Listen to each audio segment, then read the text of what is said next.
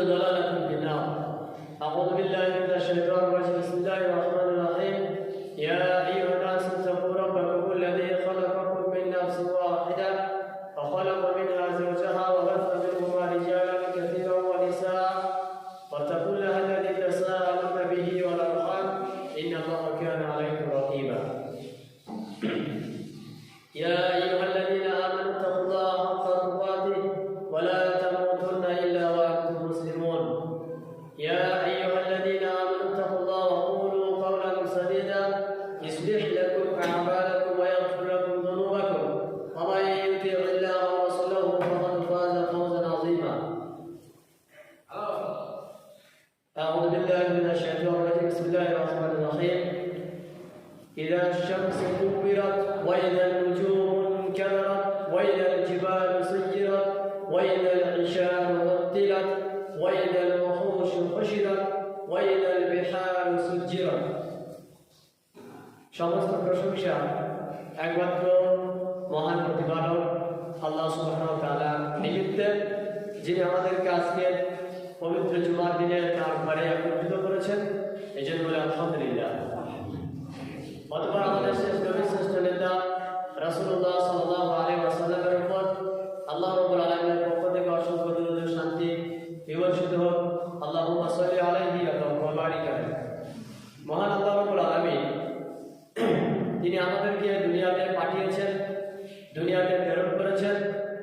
আল্লাহ রাব্বুল আলামিনের দুনিয়াতে আমাদেরকে প্রেরণ করার পিছনে একটা কারণ রয়েছে, যে কারণ পবিত্র কোরআনের মধ্যে আল্লাহ সুবহানাহু ওয়া তাআলা অনেক জায়গাতে উল্লেখ করেছেন। যেমন সূরা মুলকের একেবারে শুরুর দিকে 2 নম্বর আয়াতে আল্লাহ তাআলা বলছেন যে আল্লাহ হচ্ছেন এমন সত্য, এমন সত্তা যিনি তোমাদেরকে সৃষ্টি করেছেন, নিজের হাতে রয়েছে সমস্ত কিছু রাজত্ব। তিনি এমন সত্তা তোমাদেরকে সৃষ্টি করেছেন যে কারণে, তা হচ্ছে লিয়াবলুয়াকুম আইয়ুকুম আহসানু আমালা, তোমাদের মধ্যে কোন ব্যক্তি আমলের দিক থেকে সঠিক কর্ম করতে পারে, সৎ আমলে বেশি অগ্রগামী হয়ে থাকতে পারে, এই বিষয়টা পরীক্ষা করার জন্য। লিয়াবলুয়াকুম আইয়ুকুম আহসানু আমালা, তিনি আমাদের জন্ম মৃত্যু উভয়কে নির্দিষ্ট করেছেন, সৃষ্টি করেছেন। তার আসল কারণ হচ্ছে যে আল্লাহ তাআলা আমাদেরকে পরীক্ষা করবেন। তোমরা কেউ 60 বছর, কেউ 70 বছর, কেউ 80 বছর, কেউ 100 বছর যে জীবনযাপন করছি, এই জীবনযাপনের পিছনে বা এই জীবন সময় আল্লাহ রাব্বুল আলামিনের দেওয়ার পিছনে যে কারণ, তা হচ্ছে কি লিয়াবলুয়াকুম আইয়ুকুম আহসানু আমালা, তোমাদের মধ্যে কোন ব্যক্তি সৎ আমল করতে পারে, এটা আল্লাহ রাব্বুল আলামিন তিনি দেখতে চান। আল্লাহ তাআলা জানেন যে তিনি এমন সত্তা, বান্দা কি আমল করবে, বান্দা কিভাবে চলবে, এটা আল্লাহ জানেন। কিন্তু আল্লাহ তাআলা আমাদেরকে পরীক্ষা করার জন্য দুনিয়াতে পাঠিয়েছেন। আল্লাহ পরীক্ষা দিচ্ছেন আমাদেরকে পরীক্ষা করার জন্য, এই জন্য যে আমরা যাতে পরকালে গিয়ে এরকম না বলতে পারি আল্লাহ দুনিয়াতে যদি আমাকে পাঠাতে তাহলে ভালো কর্ম করতাম। এটা আমাদের চাক্ষুষ দেখানোর জন্য আল্লাহ তাআলা দুনিয়াতে পাঠালেন পরীক্ষা সময়। আমরা যখন মারা যাওয়ার পরে আমাদের সামনে একটা জিন্দেগি আছে, যা হচ্ছে কবরের জিন্দেগি। এই কবরের জিন্দেগি সম্পর্কে আমরা অনেকেই অনেক হাদিস জানি বা অনেকবার জুমার খুতবাতে শুনেছি যে কবরের যে জীবন, কবরের যে জিন্দেগি তা কেমন। কিন্তু তার পরে আরেকটা জীবন রয়েছে, যা হচ্ছে হাসরের মাঠ। আর এগুলো বান্দা হাসরের মাঠে বান্দা তখনই পৌঁছাবে যখনই দুনিয়া ধ্বংস হবে। তারপরে এখন দুনিয়া যখন ধ্বংস হবে, তার কিছু নমুনা, তার কিছু দৃশ্য আল্লাহ রাব্বুল আলামিন পবিত্র কোরআনে উল্লেখ করেছেন। পবিত্র কোরআনে অনেক জায়গাতে আল্লাহ রাব্বুল আলামিন কিয়ামত যখন হবে তার যে অবস্থা, তার যে পরিস্থিতি, তার যে দৃশ্য কেমন হতে পারে, সেগুলো অনেক আয়াতে বলেছেন। তবে আমরা তার সময়ের দিকে লক্ষ্য রেখে কিছু আয়াত পেশ করব। সূরা কুবরা বলে একটা সূরা আছে পবিত্র কোরআনে 30 পারার মধ্যে। এখানে আল্লাহ রাব্বুল আলামিন এই আয়াতের শুরুতে বেশ কয়েকটা আয়াতে কিয়ামতের দিনে, কিয়ামতের সময় সেই সমস্ত বিভীষিকাময় বিষয়টা আল্লাহ তাআলা উল্লেখ করছেন। আল্লাহ তাআলা বলছেন ইযা শামসু কুবিরা, যখন সূর্যকে গুটিয়ে নেওয়া হয়। সূর্যকে গুটিয়ে নেওয়ার অর্থ হচ্ছে সূর্য যে আলো বিচ্ছুরিত করে, গোটা পৃথিবীতে যে সূর্য আমাদেরকে আলো দেয়, এই আলো সেদিনে সূর্যের আর থাকবে না। সূর্য তার নিজের আলো হারিয়ে ফেলবে। সূর্য যখন নিজের আলো হারিয়ে ফেলবে তখন তাহলে সেই দিনের অবস্থা কেমন হতে পারে? তাহলে অন্ধকার। তো আল্লাহ রাব্বুল আলামিন তিনি বলছেন ইজা শামসু কুবিরাত, যখন সূর্যকে উঠিয়ে নেওয়া হবে, সূর্য নিষ্প্রভ হয়ে পড়বে। ওয়াইদান নুজুমুন কাদারাত, আর যখন আসমান থেকে সমস্ত তারকাগুলো ঝরে ঝরে পড়তে থাকবে। তারকা যে আপন কক্ষপথে ঘুরে বেড়াচ্ছে, তার যে নির্দিষ্ট একটা কক্ষপথ রয়েছে, সে তখন আর নিজের কক্ষপথে থাকবে না, সে তখন আর মাধ্যাকর্ষণ বলের টানে সেখানে আর থাকতে পারবে না। তখন সে কি করবে? নিজে নিজে আকাশ থেকে ঝরে ঝরে পড়বে। যদি আকাশ থেকে সূর্য চন্দ্রগুলো তারকাগুলো যদি ঝরে ঝরে পড়ে যায়, আর সূর্য যদি তার আলো হারিয়ে ফেলে, তাহলে মানুষের পরিস্থিতি সেই দিন কেমন হতে পারে? এরপর আল্লাহ তাআলা বলছেন ওয়াইদাল জিবাল সুয়িরাত, আর সেদিনে পাহাড়কে চলমান করে দেওয়া হবে। পাহাড়কে চলমান করে দেওয়ার অর্থ হচ্ছে পাহাড়, গোটা পাহাড় যে উড়ে বেড়াবে, দাঁড়িয়ে ছুটে বেড়াবে, বিষয়টা এরকম নয়। পাহাড়গুলোর পরিস্থিতি এমন হবে, আল্লাহ রাব্বুল আলামিন পাহাড়কে চূর্ণ বিচূর্ণ করে দেবেন। এই পাহাড়গুলো হবে ধূলিকণার মতো, পশমের মতো, যেগুলো স্বাভাবিক চোখে দেখতে পাওয়া যায় না, এরকম অবস্থা হয়ে যাবে। একেবারে ধুলোর মতো পাহাড়গুলো উঠতে থাকবে, পাহাড় আর পাহাড় থাকবে। কেন? কিয়ামতের আভাস। এগুলো হচ্ছে কিয়ামত যখন সংগঠিত হবে, তখন পৃথিবীর অবস্থা এরকম হবে। ওয়াইদাল ইশারু উত্তিলা, আর তখন মানুষ কি করবে? তাদের 10 মাসের যে উটনি, অর্থাৎ যে উট বাচ্চা দেওয়ার ঠিক সময় চলে আসে, 10 মাসের গর্ভবতী উটকে মানুষ ছেড়ে দিবে। এখানে 10 মাসের গর্ভবতী উটকে ছেড়ে দেওয়ার বিষয়টা আরবের মানুষের সাথে সম্পর্কিত, তারাই বুঝে। কেননা তখনকার সময় যেহেতু পবিত্র কোরআন অবতীর্ণ হয়েছে আরবে এবং আরবি ভাষাতে, সেই মানুষদেরকে আল্লাহ রাব্বুল আলামিন বোঝাচ্ছেন যে কিয়ামতের দিনের পরিস্থিতি এমন হবে, আরবের মানুষের কাছে সবচেয়ে দামি জিনিস হচ্ছে একটা উট যে গর্ভবতী, অর্থাৎ 10 মাসের গর্ভবতী উট হচ্ছে আরবের মানুষদের নিকটে সবচেয়ে দামি বস্তু। আজকে আমাদের কাছে যদি দামি বস্তু থাকে তো সোনা ধরি, সোনার পাহাড় মানুষ ছেড়ে দিয়ে পালাম, পরিস্থিতি এইরকম। তো আল্লাহ তাআলা আরবের মানুষকে বোঝানোর জন্য সাদামাটাই ভাবে বলছেন কি, যে ওয়াইদাল ইশার উত্তিলা, মানুষ সেই দিনে তাদের 10 মাসের পুরুষটিকে ছেড়ে দিবে, 10 মাসের উটনিকে ছেড়ে দিবে। কেন? এর দাম, এর মূল্য তাদের কাছে কিছুই থাকবে না। কেন? কিয়ামতের বিভীষিকাময় অবস্থান সামনে এসেছে, মানুষ কোনো দিকে লক্ষ্য করার টাইম পাবে। ওয়াইদাল উহুশ হুশিরাত, বনের সমস্ত পশু প্রাণীকে একত্রিত করা হবে, তাদেরকে এক জায়গায় নিয়ে আসা হবে, লোকালয়ে নিয়ে আসা হবে। ওয়াইদাল বিহারু সুজিরাত, আর পৃথিবীতে যে সমস্ত সমুদ্র রয়েছে, মহাসাগর রয়েছে, সেগুলোতে আল্লাহ রাব্বুল আলামিন আগুন লাগিয়ে দিবেন। পৃথিবীর 3 ভাগ যদি জল থাকে, সেখানে যদি আগুন লেগে যায়, তাহলে দুনিয়ার অবস্থা কি হবে? যখন সমুদ্রে আগুন লেগে যাচ্ছে, তখন পৃথিবীতে আর পানি খুঁজে পাওয়া যাবে না, সব কিছু শুকিয়ে যাবে। পৃথিবীর পরিস্থিতি এমন হবে। ওয়াইদান, আল্লাহ তাআলা একবার বলছেন ওয়াইদান নুফুস সুবিজাত, অথবা প্রত্যেকটা জীবগুলোর সাথে, প্রতিটা প্রাণীর সাথে তার আত্মাকে শেষ করে দেওয়া হবে। তাহলে মানুষের বা প্রত্যেকটা জীবের সাথে আল্লাহ রাব্বুল আলামিন তার আত্মাকে শেষ করে দিবেন। এবারে প্রত্যেকটা মানুষ যাবে কোথায়? আল্লাহ রাব্বুল আলামিনের নিকটে বিচারের মাঠে উপস্থিত হওয়ার জন্য। ওয়াইদাল মাউউদাতু সুইলাত, তখন জিজ্ঞাসা করা হবে যে সমস্ত বাচ্চা শিশুদেরকে জাহেলিয়াতের যুগে পুঁতে দেওয়া হতো। তখনকার সময় একটা রীতি রেওয়াজ ছিল, যদি কোনো ব্যক্তির বাড়িতে কন্যা সন্তান জন্মগ্রহণ করত, মানুষ এটাকে লজ্জার বিষয়ভাবে উল্লেখ করতো সামাজিক দৃষ্টিতে, যেটা লজ্জার বিষয়। কি? কারো বাড়িতে যদি কন্যা সন্তান জন্মগ্রহণ করে, তো তার সম্মান সমাজে নেই, তাকে মানুষ সম্মান দেয় না। কেন? যে তুমি কন্যা সন্তান জন্ম দিলে কেন? তো তখন মানুষের একটা রেওয়াজ ছিল যে সম্মান নিজের পাওয়ার জন্য, সম্মানকে টিকিয়ে রাখার জন্য বাচ্চা শিশুদেরকে মাটিতে পুঁতে ফেলা হয়। 8 বছরের হোক কি 9 বছরের হোক, বাচ্চাকে মাটিতে পুঁতে দেওয়া হয়। এটা কতটা খারাপ জিনিস যে একটা বাচ্চাকে মাটিতে পুঁতে দেওয়া হচ্ছে, অথচ তার কোনো অপরাধ নেই। আল্লাহ রাব্বুল আলামিন তাকে দুনিয়াতে পাঠিয়েছে, আমার হাতে কন্যা সন্তান দেওয়ার ক্ষমতা নেই, পুত্র সন্তান দেওয়ার ক্ষমতা নেই, কিন্তু সেই দিনে আরবের মানুষরা যে রেওয়াজটা চালু করেছিল জাহিলি যুগে, যে কন্যা সন্তান হলে পুঁতে দিত, আল্লাহ তাআলা বলছেন ওয়াইদাল মাউউদাতু সুইলাত, সেই দিনে তাদেরকে প্রশ্ন করা হবে কেন তারা, কিসের জন্য তারা এই সমস্ত বাচ্চা কন্যা শিশুদেরকে মাটিতে পুঁতে দিয়েছিল। বিআইয়ি যামবিন কুতিলা, তাদের হত্যা করে দেওয়ার কারণ কি, তাদের যে তোমরা হত্যা করেছিলে তার কারণ কি। ওয়াইদা সুহফু নুশিরাত, অতঃপর মানুষকে তার সামনে তার আমলনামাকে খুলে দেওয়া হবে, তার আমলনামা তার সামনে উন্মুক্ত করে দেওয়া হবে।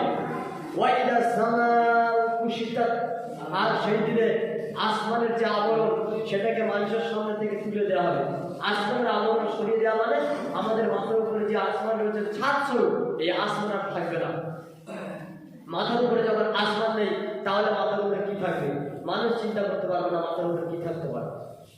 আল্লাহ রাব্বুল আলামিন তিনি বলছেন কিয়ামতের সেই দিনে তোমাদের মাথার উপরে কোনো আকাশ থাকবে না, ছাদের মতো যেমন আকাশটা রয়েছে এরকম আকাশ তোমরা সেদিনে দেখতে পাবে না, আকাশের আবরণ তোমাদের সামনে থেকে তুলে দেওয়া হবে।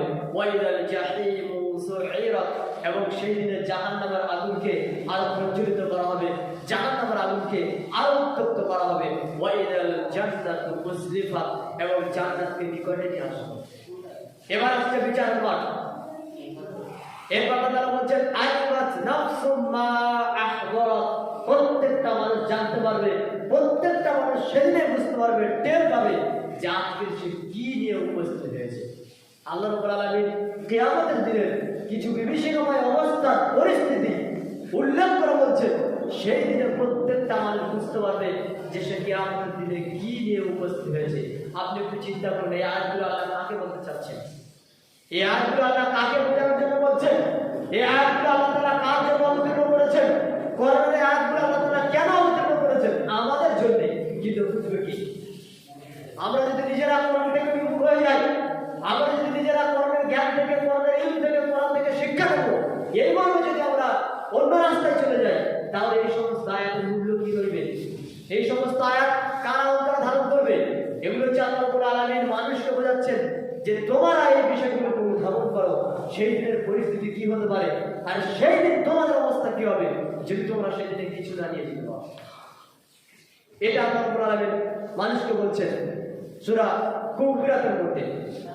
এরপরে দ্বিতীয় এরপর সূরা ইনফিতর, সূরা ইনফিতরের মধ্যে আল্লাহ রাব্বুল আলামিন তিনি বলছেন বিসমিল্লাহির রহমানির রহিম ইজাস সামাউন ফাতারাত, যখন আসমান ফেটে যাবে, আসমান যখন টুকরো টুকরো হয়ে যাবে। মানুষ একটু মাথায় হিসাব করুন যে আমরা মাথার উপরে কোনো কোনো সময় আকাশে ঢুকে দেখতে পাই বিদ্যুৎ চমকায়, তখন আমাদের অন্তরটা কেমন লাগে। বিদ্যুৎ চমকানোর সময় মানুষ কতটা ভয় করে, অথচ এটা তেমন কোনো বিষয় নাই, এটা শুধুমাত্র মেঘের গর্জন মাত্র, এটা শুধুমাত্র মেঘের একটা ঘর্ষণ। তাহলে এটাতে যদি মানুষের জীবন চলে যায়, এটা দেখে যদি মানুষের চোখ দাঁড়িয়ে যায়, এটা দেখে যদি মানুষের অন্তর ফেটে যায়, তাহলে যখন আকাশ ফেটে যাবে সেদিনের পরিস্থিতি কি হতে পারে। এটা হচ্ছে আল্লাহ রাব্বুল আলামিনের নিদর্শন। সামান্য আকাশের মুখে মেঘের গর্জন দেখে যদি মানুষের দৃষ্টি উঠে যায়, দৃষ্টি হারিয়ে যায়, অন্তর ফেটে যায়, মানুষ যদি বধির হয়ে যায়, কানা হয়ে যায়, ওই আওয়াজে যদি মানুষ মারা যেতে পারে, তাহলে সেই দিনে আকাশ ফেটে চৌচির হয়ে যাবে, তাহলে মানুষের কি হবে। এরপর আল্লাহ রাব্বুল আলামিন তিনি বলছেন ওয়াইদাল কাওয়াকিবু ইনতাসারাত, আর সেই দিনে আকাশ যখন ফেটে চৌচির হয়ে যাবে, তাহলে তারকা আর থাকবে না, তারকাগুলো সব আকাশ থেকে ঝরে ঝরে ঝরে ঝরে পড়ে যাবে। যখন আকাশ থেকে তারকা ঝরে পড়ে যাবে, তাহলে সেগুলো যাবে কোথায়, আর মানুষ তখন থাকবে কোথায়। ওয়াইদাল বিহারু ফুজ্জিরাত, আর সেই দিনে প্রজ্বলিত করে তোলা হবে, সেই দিনে আগুন লাগিয়ে দেওয়া হবে এই সমস্ত পাহাড়গুলো, এই সমস্ত সমুদ্রের উপরে, এই সমস্ত সাগরের উপরে। ওয়াইদাল কুবুর বু'থিরাত, আর যখন সমস্ত জীবকে তার কবর থেকে উত্থিত করা হবে, অর্থাৎ মানুষকে আবার পুনরুজ্জীবিত করা হবে। প্রত্যেকটা জীবকে আল্লাহ রাব্বুল আলামিন আবার জীবিত করবেন। যখন হবে, আল্লাহ তাআলা বলছেন যখন এগুলো হবে, যখন এগুলো হবে, যখন এগুলো হবে, বলার পরে একটা পর্যায়ে কি বলছে, তোমাদের কি হবে, মানে এগুলো হবে। যারা মনে করা হবে না তারা ভেবো না যেটা হবে না। কেন? পৃথিবী আল্লাহ সৃষ্টি করেছেন, আল্লাহ ধ্বংস করবেন, এটা কোনো ব্যাপার না। তোমাকে কে বলে দিল যেটা হবে না? আর গ্রামে ঢুকিয়ে দিল যে আবার আমি জীবিত হবো না, তুমি তো কিছুই ছিলে না, সামান্য এক ফোঁটা বীজ যদি তোমাকে আল্লাহ রাব্বুল আলামিন সৃষ্টি করেছেন, তো যাকে আল্লাহ সামান্য এক ফোঁটা বীজ যদি সৃষ্টি করতে পারেন, তাকে আল্লাহ হাড্ডি জোগাড় করে সৃষ্টি করতে পারবো না? এটা তো আল্লাহর কাছে কিছুই নয়। যে কোম্পানি একটা মোবাইল তৈরি করেছে তার কাছে 10টা মোবাইল তৈরি করা সম্ভব? তাহলে যে আল্লাহ আমাকে সৃষ্টি করেছে বিনা কিছুতেই, সে আল্লাহ আমার মতন লক্ষ কোটি মানুষকে যদি সৃষ্টি করতে পারে, মারা যাওয়ার পর আবার আমাদেরকে ওঠাতে পারবে না? এটা কোন প্রকার পরিচয়? এটা কোন প্রকারের একটা নির্বুদ্ধিতার একটা পরিচয়? তো আল্লাহ রাব্বুল আলামিন তিনি বলছেন যে সেই দিনে প্রত্যেকটা মানুষকে, প্রত্যেকটা জীবকে তার কবর থেকে তোলা হবে। দুনিয়াতে যারা মারা গেছে, যাদের কবর হয়নি, সবাই কিন্তু কবর হচ্ছে মরে যাওয়ার পর। কবর কোনটা? মাটিগুলো আপনাকে পুঁতে দেওয়া হয়েছে, এটা হচ্ছে কবর, দৃশ্যমান কবর। কিন্তু অদৃশ্যমান কবর অনেক রয়েছে। কেমন? হয়তো অনেক মানুষ দেখা যাচ্ছে বাসে ট্রেনে যেতে যেতে সেখানে সে মারা গেছে এমন ভাবে যে নদীতে বাস উঠে পড়ে গেছে, কি সাগর সাগরে কেউ ডুবে মারা গেছে, তার কি কবর হয়েছে? কবর হয়নি। তার কবর কি নেই? আছে। কোথায়? মারা যাওয়ার পরে যেখানে সে পুঁতে রয়েছে ওইটাই তাই কবর। কোনো ব্যক্তি ঘুরতে গেছে কোনো বনে, সেখানে তাকে বাঘে খেয়ে নিয়েছে, শিকড় খেয়ে নিয়েছে, তার তো কোনো কবর নেই। তার কবর কই? যার পেটের ভিতরে সে মরে আছে ওটাই হচ্ছে তার কবর। তাকে আল্লাহ তাআলা জমিন থেকে তুলবেন। কেন? যারা মারা যায় সকলে মাটির সঙ্গে মিশে যায়।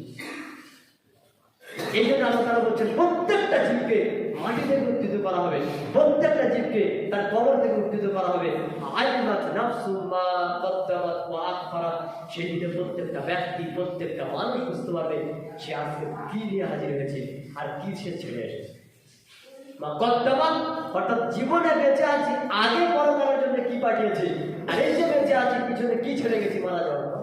এটা আল্লাহ তাআলা বলছেন যে ওই ব্যক্তি কি ছেড়ে গেছে আর কি আখিরাতে নিয়ে গেছে। এটা প্রত্যেকটা মানুষ বুঝতে পারবে। কেন বুঝতে পারবে? তোলার সময় মানুষ তো বুঝতে পারছে এবার আমাকে আল্লাহ তাআলা কেন তুলেছেন?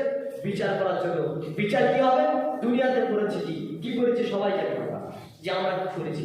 আজকে আপনি যখন মারা যাবেন, কালকে আপনি হিসাব করবেন কবরে গিয়ে, যখন আপনাকে দেওয়া হবে ফেরেশতারা যখন জিজ্ঞাসা করবে কি করেছো, তখন বলছে হা হা লা আদরি কুনতু আসিলু মা ইয়াকুলুন নাস। আমি তো কিছুই জানি না, লোকেরা যেমন আমল করতো তা আমি করতাম।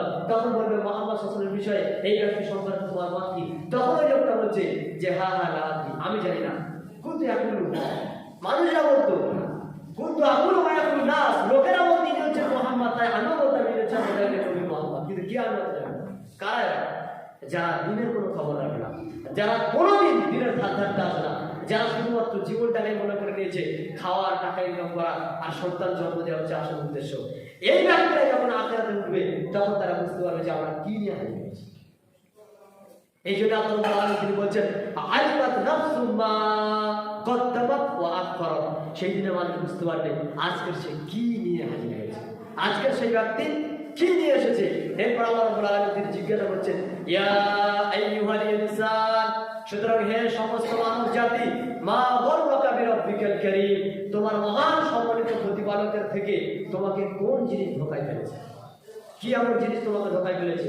দুটো জিনিস ধোঁকায় ফেলবে। একটা তোমার স্ত্রী, তোমার সন্তান সন্ততি, দুই তোমার টাকা। এছাড়া তো কিছুই নেই। আর কি আছে ছাড়া? এছাড়া দুনিয়াতে তোমার জন্য কি রয়েছে? কে তোমার জন্য কাঁদবে? কে তোমার জন্য দোয়া করবে? কে তোমার জন্য মায়া করবে? আখেরাতে তোমাকে কেউ চিনবে না, তোমার বাপ তোমাকে রেখে দিয়ে পালিয়ে যাবে। তাহলে তুমি কোন ধোঁয়ায় পড়ে আছো? আজকের টাকা তোমার রয়েছে, টাকাই থেকে যাবে। স্ত্রী রয়েছে, স্ত্রী থেকে যাবে। স্ত্রী তোমার 4 মাস 10 দিন পরে যদি তার এখনো বিয়ে করার প্রয়োজন হয়, সে অন্য জায়গায় বিবাহ করবে, তুমি কি? কেউ চিনবে তোমাকে? তোমার ছেলে আজকাল তোমাকে ছেলে, তুমি বাপ বেঁচে আছো বলে মারা গিয়ে দেখো তোমার ছেলে টাইম পাবে না যে তোমার জন্য দোয়া করে। তাহলে তুমি কার জন্য পাগল হচ্ছ? তোমার স্ত্রীকে তুমি একবার টাকা না দিয়ে দেখো, তোমার স্ত্রী তোমাকে কি বলে যে তোমার সংসার আমি করবো না। তুমি কাকে মায়া দেখাচ্ছ? তোমার বাপকে তুমি 2 বছর টাকা না দিয়ে দেখো, তোমার বাপ নিজে বলে বাস্তব থেকে বেরিয়ে যাও, তোমাকে আমি চাই না, এরকম ছেলে জন্ম আমি দিতে চাইনি। বাপ কি চাই? বাপ টাকা চাই। সুতরাং তুমি তোমাকে হিসাব করো যে তোমার হালাল টাকা, তোমার হারাম টাকা, তোমার স্ত্রী, তোমার সন্তান সন্ততি, সবাই প্রত্যেকের দুনিয়াতে আছে একটা মায়াতে, যেটা হচ্ছে স্বার্থ। মরে যাওয়ার পরে কেউ কাউকে দেখতে আসবে না, কেউ কারোর খবর নেবে না। এই জন্য আল্লাহ তাআলা বলছেন তোমাকে কিসে ভুলিয়ে রেখেছে?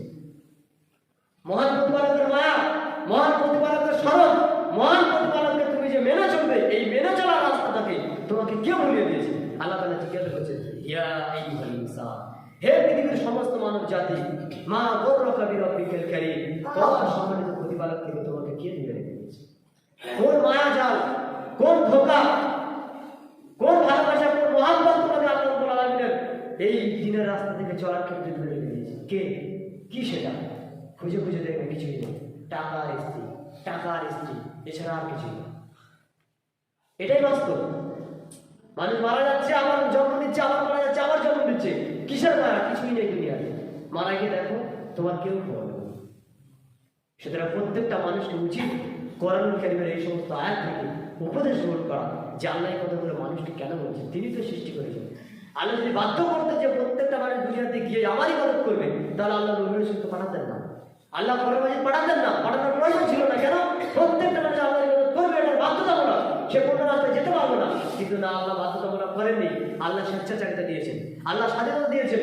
দেখা যাক কোন মানুষ আল্লাহ রাস্তায় চলে, দেখা যাক কোন মানুষ আল্লাহ রাস্তায় চলে। এটা আমার পরীক্ষা, তুমি কোন রাস্তায় চলতে চাও। তোমার উচিত আল্লাহ রাব্বুল আলামিন যিনি আমাকে সৃষ্টি করেছেন তার রাস্তায় চলা। আমার বাপের উচিত তাকে যিনি সৃষ্টি করেছেন তার রাস্তায় চলা। আমার দাদার উচিত, বাপের বাবার উচিত তাকে যে সৃষ্টি করেছেন তার রাস্তায় চলা। তার মানে প্রত্যেকটা মানুষের উচিত আল্লাহর রাস্তায় চলা। কিন্তু মানুষকে কিসে ভুলে দিয়েছে? দুনিয়ার মায়া, দুনিয়ার মহাব্বত, দুনিয়ার টাকা, দুনিয়ার পয়সা, এইগুলি। আর এরপর আল্লাহ রাব্বুল আলামিন তিনি বলছেন আল্লাযী খালাকা, যিনি তোমাকে সৃষ্টি করেছেন, ফাসাওয়া, অতঃপর তোমাকে একটা সুঠাম করেছেন, ফাআদালা, তারপর তোমাকে আল্লাহ রাব্বুল আলামিন সুন্দর করে অবয়ব প্রদান করেছেন, বিআইয়ি সূরাতিন মা শাআ রাব্বুকা, তিনি যেমন তোমাকে চেয়েছে, তিনি যেমন তোমাকে রূপ দিয়েছেন, এটা আল্লাহ রাব্বুল আলামিন যেমন চেয়েছেন তেমন তিনি তোমাকে অবয়ব দান করেছেন। রাব্বুকা কাল্লা, কখনো নয়।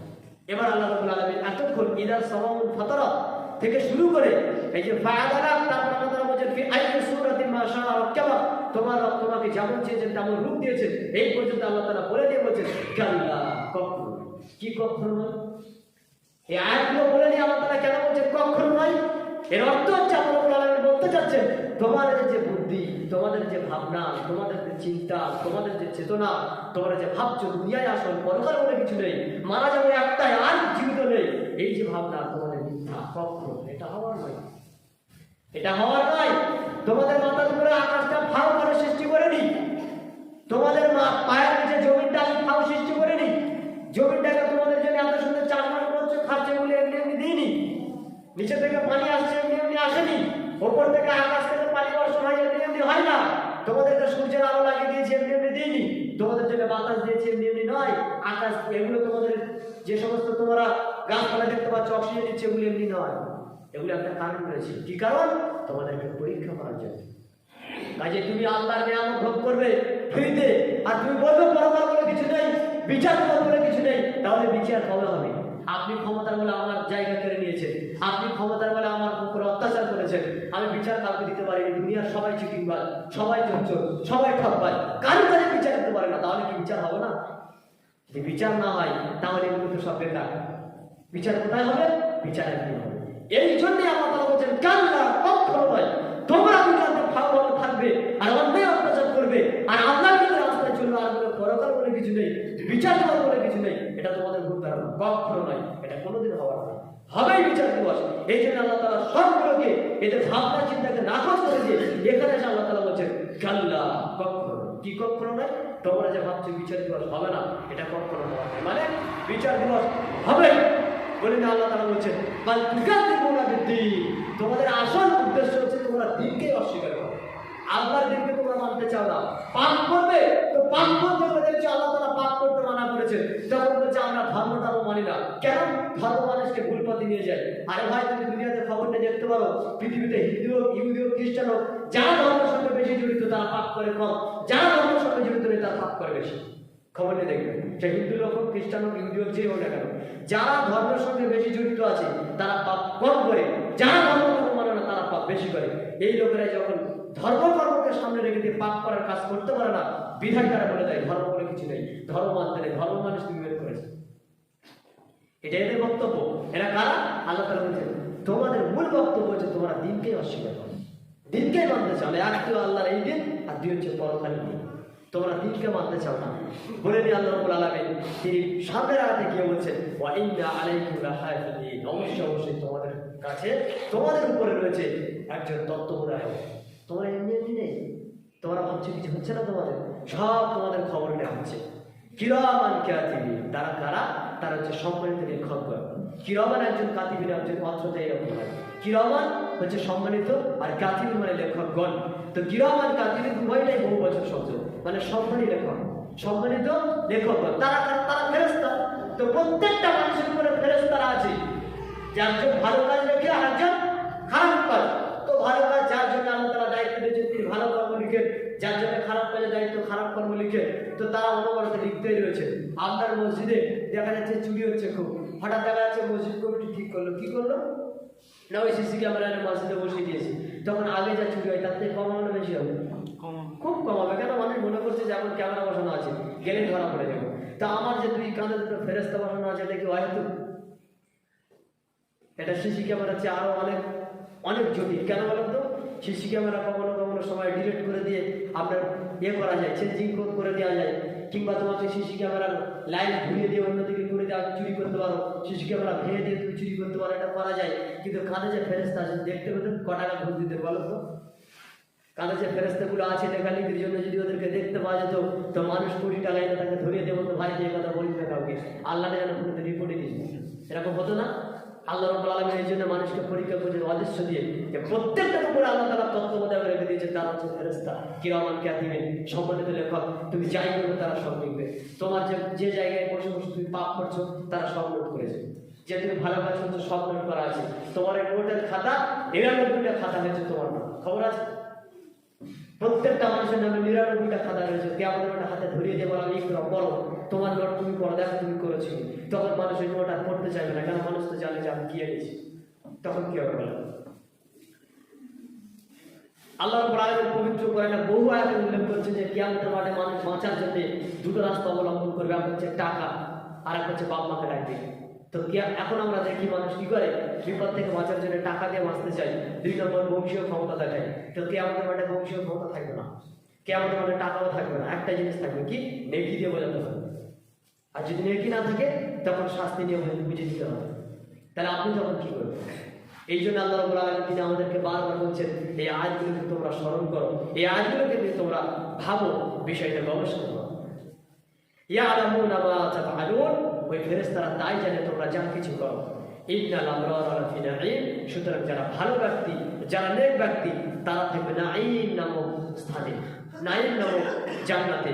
ওয়া ইন্নাল ফুজ্জারা লাফি জাহিম, আর যারা পাপাচারী ব্যক্তি তারা থাকবে জাহান্নামে। ইয়াসলাউনাহা ইয়াউমাদ্দিন, তাদেরকে ওই দিনে জাহান্নামে প্রবেশ করানো হবে। কোন দিনে? কিয়ামতের দিনে। ওয়া মা হুম আনহা বিগাইবিন, সেই দিন এমন একটা দিন যেই দিনে কোনো ব্যক্তি আল্লাহর চোখ থেকে, আল্লাহর নজর থেকে গায়েব হয়ে যাবে, পালিয়ে যাবে, খন্দকে গিয়ে লুকাবে, কোনো গর্তে গিয়ে লুকাবে, আল্লাহ খুঁজে পাচ্ছেন না, এইরকম হবে। আল্লাহ তাআলা বলছেন সেই দিন এমন একটা দিন কোনো ব্যক্তি আল্লাহর নজর থেকে পালাবে, পালানোর কোনো জায়গা সেই দিনে নেই। ওয়ামা আদরাকা মা ইয়াউমুদ্দিন, মুহাম্মদ সাল্লাল্লাহু আলাইহি ওয়াসাল্লাম আপনি কি জানেন ওই দিনটা কোন দিন? আপনি জানেন? আপনাকে যে আমি এতক্ষণ ধরে যে দিনের কথা বলছি আপনি কি জানেন ওই দিনটা কি? সুম্মা মা আদরাকা মা ইয়াউমুদ্দিন, তারপর মুহাম্মদ সাল্লাল্লাহু আলাইহি ওয়াসাল্লাম আপনাকে বলি আপনি কি জানেন ওই দিনটা কোন দিন? ইয়াউমা লা তামলিকু নাফসুন লিনাফসিন শাইয়্যা, সেই দিন এমন একটা দিন কোনো ব্যক্তি কিঞ্চিৎ পরিমাণ সাহায্য করতে পারবে না। সেই দিন এমন একটা দিন কোনো ব্যক্তি কিঞ্চিৎ পরিমাণ উপকার করতে পারবে না। ওয়াল আমরু ইয়াউমাইযিন লিল্লাহ, সেই দিনের কর্তৃত্ব, সেই দিনের ক্ষমতা, সেই দিনের হুকুম কেবলমাত্র আল্লাহ রাব্বুল আলামিনের জন্য। কাজে তোমরা সেই দিনকে ভয় করো, তোমরা সেই দিনের প্রতি লক্ষ্য করো, তোমরা সেই দিনকে নিয়ে চিন্তিত হও এবং আল্লাহ রাব্বুল আলামিনের দিকে তোমরা ফিরে আসো। এই আয়াতে আল্লাহ রাব্বুল আলামিন মূলত এটাই বলতে চাচ্ছেন। আল্লাহ তাআলা আমাদেরকে তার দিকে ফিরে আসার সুযোগ প্রদান করুন। আল্লাহুম্মা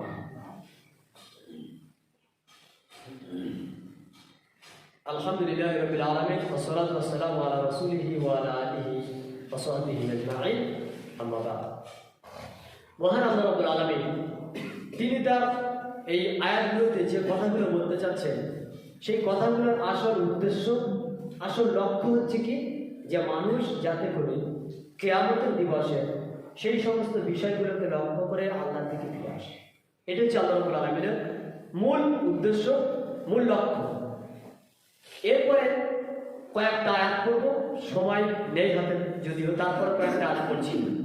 আল্লাহ রাব্বুল আলামিন উল্লেখ করছেন সূরা ইনশিকাক বলে একটি সূরা রয়েছে, এই সূরার মধ্যে কয়েকটা ছেড়ে দিয়ে পড়ছি। ইয়া আইয়ুহাল ইনসান, আল্লাহ রাব্বুল আলামিন তিনি বলছেন হে পৃথিবীর সমস্ত মানব জাতি, ইন্নাকা কাদিহুন ইলা রাব্বিকা কাদহান ফামুলাকি, তোমরা নিশ্চিত তোমাদের প্রতিপালকের সঙ্গে সাক্ষাৎ করবে, এর জন্য তোমাদেরকে কষ্টের পরে কষ্ট করতে হবে। এক একটা ধাপ তোমাদেরকে এগোতে হবে। এই কষ্ট করার পরে তোমাদের প্রত্যেককে কি করতে হবে? আল্লাহর সঙ্গে সাক্ষাৎ করতে হবে। তার মানে দুনিয়াতে তোমরা কষ্ট করো, দুনিয়াতে তোমরা মেহনত করো, দুনিয়াতে তোমরা আল্লাহর দিনের উপরে চলার জন্য তোমার নিজের একটু কষ্টশীল হও। কেন? আগামীতে তোমাদের সাক্ষাৎ করতে হবে কার সাথে? তোমাদের প্রতিপালকের সাথে। একজন ব্যক্তির বিবাহ হবে, আগামীকালকে বিয়ে হবে। এখন যদি তার বিয়ে হবে, সে মনে করেছে বিয়ে হবেই, আমি একেবারে অন্তর থেকে বিশ্বস্ত, বিয়ে আমার হবেই। আচ্ছা, সে কি ওই শুধু ওই গেঞ্জি পরে আর লুঙ্গি পরে বসে থাকবে না? বিয়ে করার জন্য কাপড় চোপড় কিনতে যাবে, টাকা খরচ করবে, কিনবে না? বিয়ের জন্য নতুন কাপড় কিনবে, নতুন টুপি কিনবে, নতুন জামা কিনবে, পাঞ্জাবি কিনবে, আরো অনেক কিছু বিয়ের জন্য প্রয়োজন। তার অন্তরে বিশ্বাস আছে কি বিয়ে কালকে হবেই। এই বিয়ের জন্য কি করছে সে? প্রস্তুতি। তো কিয়ামত দিবস হবে না? হবে না? হবে। তো যদি হবে, এটা অন্তর থেকে আমরা মেনে নিই, তো প্রস্তুতি কবে নিচ্ছি? কোনো প্রস্তুতি আছে কি? কোনো প্রস্তুতি নেই। বলছে আরেকজনের প্রতি সপ্তাহে বলছে এখানে প্রস্তুতি না, কি আর হবে? ওরা তো সেই যাবো, এত প্রস্তুতির কি প্রয়োজন? তার মানে আপনার অন্তরে ওই দিনের ভয় এখনো সেই রকম আসে যেমন উচিত ছিল, সেই ভয় আপনার অন্তরে নেই। তারা তারা বলছে তোমরা একটু কষ্ট করো। কিসের কষ্ট? আল্লাহর সঙ্গে তোমার যে মোলাকাত করতে হবে, এই মোলাকাতের জন্য তোমরা কষ্ট করো। সুতরাং যে ব্যক্তির হাতে আমলনামা প্রদান করা হবে, ডান হাতে আমলনামা দেওয়া হবে,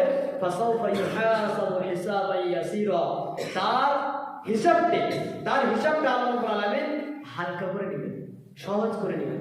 কেন? আল্লাহর একটা দয়া, আল্লাহর একটা অনুগ্রহ ওই বান্দাদের উপরে, যে বান্দারা আল্লাহর রাস্তায় কষ্ট করেছে, যে বান্দারা আল্লাহর রাস্তায় চলেছে, এবং যে ব্যক্তিদের হাতে আমলনামা আল্লাহ রাব্বুল আলামিন দিবেন, যারা এমন ব্যক্তি যে ব্যক্তিরা পাপ কাজ করেছে, আল্লাহ তাআলা বলছেন ওয়া আম্মা মান উতিয়া কিতাবাহু ওয়ারা'a যাহরি, যাদের বাম হাতে আল্লাহ, যাদের পিছন থেকে আল্লাহ রাব্বুল আলামিন আমলনামা দিবেন, ফাসাউফা ইয়াদউ সুবুরা, তারা সেই দিনে মরণকে ডাকবে। তারা সেই দিনে তাদের মরণ আক্ষেপ করবে যে আল্লাহ আমাদের মরণ কেন দেয় না, আমাদের মরণ কেন হয় না। তার মানে তারা এই দিনটাকে গ্রহণ করতে পারছে না, তারা এই দিনটাকে নিতে পারছে না। তাদের উপরে যে আযাব আসবে সামনে। কেন? তারা বুঝতে পারছে আমরা কি নিয়ে এসেছি। কাজে আমাদের প্রত্যেকের উচিত হবে যে আমরা এই সমস্ত আয়াতগুলো থেকে নসিহত গ্রহণ করি। আল্লাহ সুবহানাহু ওয়া তাআলা আমাদের প্রত্যেককে নিজেদের তার রাস্তা থেকে ফিরে আসার সুযোগ দান করুন।